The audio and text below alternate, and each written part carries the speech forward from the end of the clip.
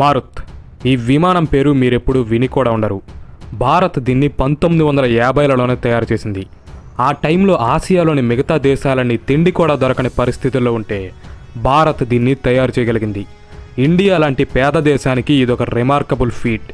కానీ తర్వాతి రోజుల్లో ప్రభుత్వం తీసుకున్న కొన్ని అనాలోచిత నిర్ణయాలు, నిర్లక్ష్యపు పనులు మొత్తం మారుత్ ప్రాజెక్ట్నే చంపేశాయి. అప్పుడే గనక ప్రభుత్వం ఈ ప్రాజెక్ట్కి సరిపడా ఫండ్స్ ఇచ్చుంటే, దీని తయారీకి సహకరించుంటే ఈరోజు ఇండియాకి తేజస్ని తయారు చేయడానికి 40 ఏళ్ల టైం పట్టేది కాదు. అండ్ ఏఎంసీఏ జెట్ ఈపాటికే రెడీ అయి ఉండేది. చరిత్ర మరిచిపోయిన విమానం మారుత్ గురించి తెలుసుకునేందుకు ఈ వీడియోను చూడండి. ఇది చాలా రీసెర్చ్తో చేసిన వీడియో.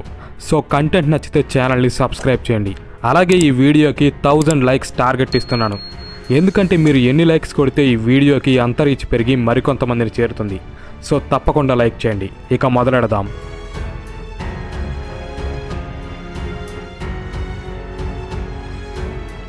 మారుత్ స్టోరీ జర్మనీలో స్టార్ట్ అయింది. అప్పట్లో నాజీ జర్మనీలో కర్ట్ ట్యాంక్ అనే ఒక టాలెంటెడ్ ఇంజనీర్ ఉండేవాడు. ఈయన జర్మన్ ఎయిర్ ఫోర్స్ కోసం ఎన్నో పవర్ఫుల్ ఫైటర్ ఎయిర్ క్రాఫ్ట్స్ని తయారు చేశాడు. ఈయన తయారు చేసిన FW-190 విమానమైతే అప్పట్లో జర్మన్ ఎయిర్ ఫోర్స్కే బ్యాక్ బోన్గా ఉండేది. దీని ద్వారా జర్మనీ ఎన్నో పోరాటాలు విజయం సాధించింది.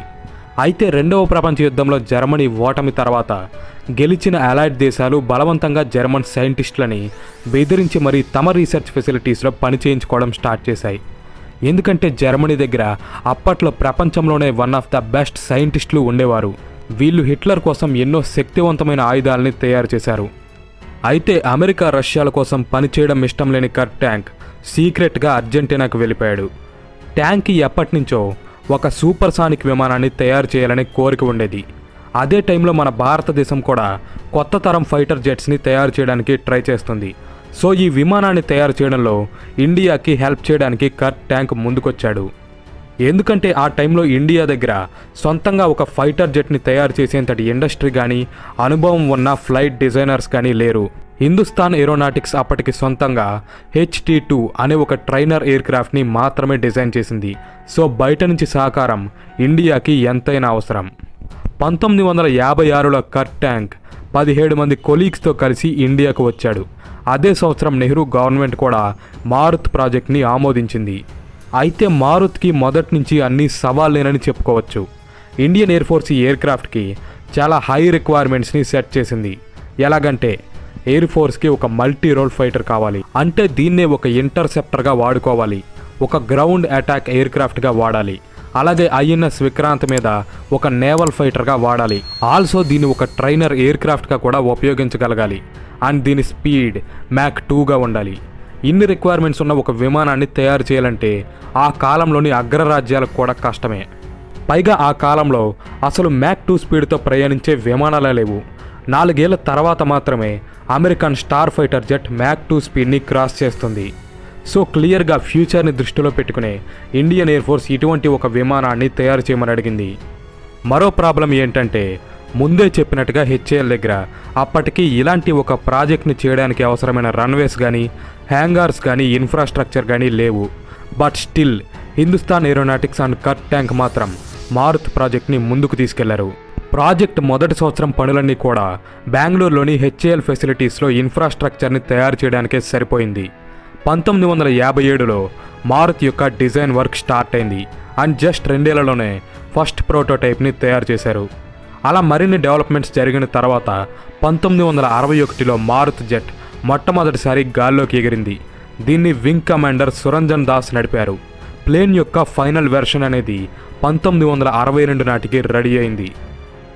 ఆ టైంలో ఇది అగ్రరాజ్యాలను సైతం తలదన్నే ఒక ఫ్యూచరిస్టిక్ ఎయిర్ క్రాఫ్ట్ లాగా కనిపించింది.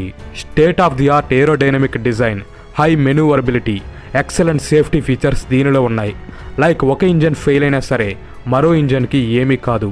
ఇది ఇప్పటి ఎయిర్ క్రాఫ్ట్స్లో ఉండే ఒక లక్షణం.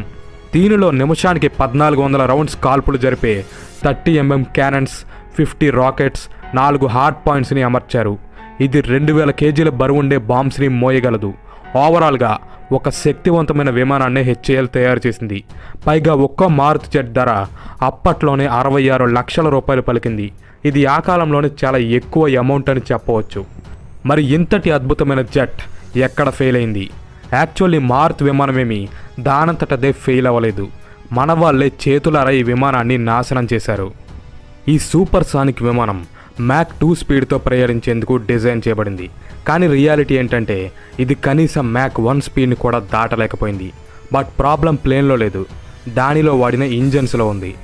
నిజానికి మారుత్లో బిఎస్ ఓర్ఫియస్ 12 అనే ఒక పవర్ఫుల్ ఆఫ్టర్ బర్నింగ్ ఇంజన్ని వాడదామనుకున్నారు. ఈ ఇంజన్తో అయితే మ్యాక్ 2 స్పీడ్ని చేరుకోవచ్చు. కానీ ఇక్కడ మరో ప్రాబ్లం ఏంటంటే ఈ ఇంజన్ అప్పటికి ఇంకా డెవలప్మెంట్ ఫేజ్లోనే ఉంది. దీన్ని నేటో దేశాలు లైట్ ఫైటర్ అనే ఒక విమానం కోసం డిజైన్ చేస్తున్నాయి. సో టెంపరీగా మారుత్లో ఓర్ఫియస్ 703 అనే ఒక తక్కువ పవర్ కలిగిన పాత ఇంజన్ని ఫిట్ చేశారు, జస్ట్ టెంపరీగా యూజ్ చేయడం కోసం. కానీ తర్వాత ఏం జరిగిందో ఏంటో తెలియదు. కానీ నేటో దేశాలు ఏ విమానం కోసమైతే ఈ కొత్త ఇంజన్ని తయారు చేస్తున్నాయో ఆ ఎయిర్క్రాఫ్ట్ మొత్తం ప్రాజెక్టే క్యాన్సిల్ అయిపోయింది. ఫలితంగా డెవలప్మెంట్ స్టేజ్లో ఉన్న ఈ ఇంజన్ పనులు కూడా అర్ధాంతరంగానే మధ్యలో ఆగిపోయాయి. అయితే ఈ ఇంజన్ని తయారీ చేస్తున్న సంస్థ 15 లక్షల పౌండ్లు కనుక ఇస్తే స్పెషల్గా మారుత్ కోసమే ఒక మంచి ఇంజన్ని తయారు చేస్తామని ప్రపోజల్ పెట్టింది. కానీ ఇండియన్ గవర్నమెంట్ దీన్ని మరోసారి ఆలోచించకుండానే రిజెక్ట్ చేసి పడేసింది. వీటి కారణంగా మారుత్ ఒక అండర్ పవర్డ్ లో క్వాలిటీ ఇంజన్తోనే మిగిలిపోయింది. 15 లక్షల పౌండ్స్ అంటే 2 కోట్ల రూపాయలు 1960ల లెక్కల ప్రకారం చూసుకున్నా సరే అంత భారీ అమౌంట్ ఏమీ కాదు. కానీ మొత్తం మారుత్ ప్రాజెక్ట్ని డిజైన్ చేసి తయారు చేయడానికే జస్ట్ 4 కోట్లు ఖర్చు అయినప్పుడు కేవలం ఇంజన్ కోసమే 2 కోట్ల రూపాయలు ఖర్చు పెట్టడం అనేది గవర్నమెంట్కి భారంగానే అనిపించుండొచ్చు. కానీ ముందు చూపు లేకుండా తీసుకున్న ఈ డెసిషన్ మొత్తం మారుత్ ప్రాజెక్ట్ని అతిగతి లేకుండా చేసింది. తర్వాతి రోజుల్లో మారుత్ కోసం ఒక బెటర్ ఇంజన్ని వెతకడానికి ఎంత ప్రయత్నించినా దీనికి సూట్ అయ్యే ఇంజన్ ఎక్కడా దొరకలేదు. దొరికిన వాటి పవర్ మారుత్ని ఒక సూపర్ సానిక్ జెట్గా మార్చడానికి ఉపయోగపడలేదు. ఇండియా సొంతంగా ఒక ఇంజన్ని తయారు చేయడానికి ప్రయత్నించినా సరే ఆ ట్రయల్స్ కూడా ఘోరంగా విఫలమయ్యాయి. చివరికి ఇది ఒక సబ్సానిక్ ఎయిర్క్రాఫ్ట్గానే మిగిలిపోయింది. 1962 ఇండో చైనా వార్ కూడా మారుత్ని చాలా ఎఫెక్ట్ చేసింది. చైనా చేసిన సర్ప్రైజ్ అటాక్ని అస్సలు ఊహించని ఇండియా ఎయిర్ ఫోర్స్ని బలోపేతం చేయడం కోసం అప్పటికప్పుడు రష్యాకి చెందిన MiG-29 సుఖోయ్ 7 విమానాల్ని భారీ స్థాయిలో కొనుగోలు చేసింది. ఇవి 2 కూడా Mach 2 capable aircrafts and పెర్ఫార్మెన్స్లో మారుత్తో పోటీ పడతాయి. ఈ మూవ్ అయితే అసలు మారుత్ ప్రాజెక్ట్ యొక్క అవసరాన్ని చంపేసిందని చెప్పుకోవచ్చు. సరైన ఇంజన్ లేకపోవడం, ప్రభుత్వం నుంచి సహకారం లేకపోవడంతో మారుత్ యొక్క అడ్వాన్స్డ్ ఫీచర్స్ అన్నింటినీ కూడా క్యాన్సిల్ చేసి ఆ టెంపరీ ఇంజన్తోనే 1967లో మారుత్ని ఎయిర్ ఫోర్స్కి అప్పచెప్పారు. మొత్తంగా 147 మారుత్ విమానాల్ని తయారు చేశారు. అదే సంవత్సరం కర్టాంగ్ కూడా HALని వదిలి తిరిగి జర్మనీకి వెళ్ళిపోయాడు. అయితే మారుత్ని గవర్నమెంట్ ఫెయిల్ చేసిన యుద్ధరంగంలో మట్టికి మారుత్ ఆల్వేస్ ఇండియాకి ఒక నమ్మదగిన ఆయుధంగానే నిలిచింది. 1971 ఇండో పాకిస్తానీ వార్లో శత్రు పాకిస్తానీ దళాలపై మారుత్ నిప్పుల వర్షం కురిపించింది. బ్యాటిల్ ఆఫ్ లోంగేవాలేలో 40 పాకిస్తానీ ట్యాంక్స్ని డెస్ట్రాయ్ చేయడంలో కీ రోల్ ప్లే చేసింది. దానికన్నా ఎంతో సుపీరియర్ విమానమైన పాకిస్తానీ F-86 శాబర్ని ఎయిర్ టు ఎయిర్ కాంబాట్లో షూట్ చేసిన ఘనత మారుత్కే చెందుతుంది. చాలా మారుత్ విమానాలు ఒక ఇంజన్ ఫెయిల్ అయినా సరే రెండో ఇంజన్తోనే సేఫ్గా బేస్కి తిరిగి వచ్చాయి. మారుత్ 1 ఇండియన్ ఎయిర్ ఫోర్స్ యొక్క రిక్వైర్మెంట్స్ని మీట్ అవ్వలేకపోయినప్పటికీ ఫ్యూచర్లో మారుత్ కన్నా బెటర్ అయిన ఒక పవర్ఫుల్ జెట్ని ఇంకా పవర్ఫుల్ ఇంజన్తో తయారు చేయడానికి హిందుస్థాన్ ఏరోనాటిక్స్ ప్రయత్నించింది. కానీ గవర్నమెంట్ అండ్ ఎయిర్ ఫోర్స్ రెండూ కూడా దీని మీద ఎటువంటి ఇంట్రెస్ట్ చూపించలేదు. ఇండియాకి ఆ టైంలో మంచి ఇంజన్స్ దొరకకుండా అడ్డుకోవడంలో విదేశీ కుట్ర కూడా ఉంది. ఎందుకంటే ఇండియా లాంటి ఒక సామాన్య దేశం వాళ్ళతో సమానంగా శక్తివంతమైన విమానాలు కనుక తయారు చేస్తే అది ఫ్యూచర్లో వాళ్ళ బిజినెస్కే గండి కొడుతుంది కదా. సో అందుకే ఇండియాకి ఇంజన్లు ఇచ్చి దాన్ని ఫ్యూచర్లో తమకు పోటీగా మార్చుకోవడం కంటే ఇండియాకి విమానాల్ని అమ్ముకోవడమే ఎక్కువ లాభాలు తెస్తుందని వెస్టర్న్ దేశాలు కనిపెట్టాయి. 15 ఏళ్ళు దేశానికి సేవ చేసిన తర్వాత చివరి మారుత్ విమానాలు 1982లో ఎయిర్ ఫోర్స్ నుంచి రిటైర్ అయిపోయాయి.